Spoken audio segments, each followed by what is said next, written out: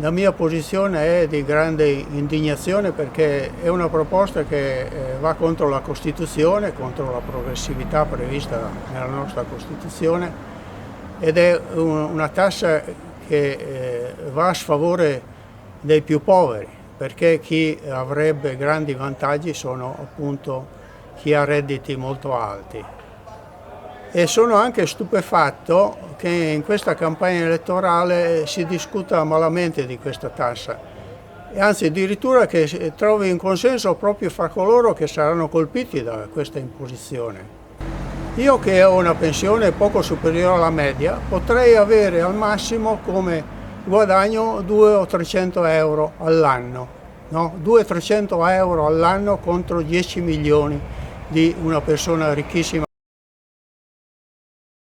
È chiaro che la conseguenza della flat tax sono meno entrate e quindi ci saranno tagli nella sanità, nell'istruzione, nell'assistenza e quindi dovremo difenderci dalla privatizzazione dei servizi che ne conseguirà. Quindi il guadagno sarà ridicolo rispetto alla spesa magari di migliaia di euro che ognuno di noi deve fare per assicurarsi un'anzianità adeguata.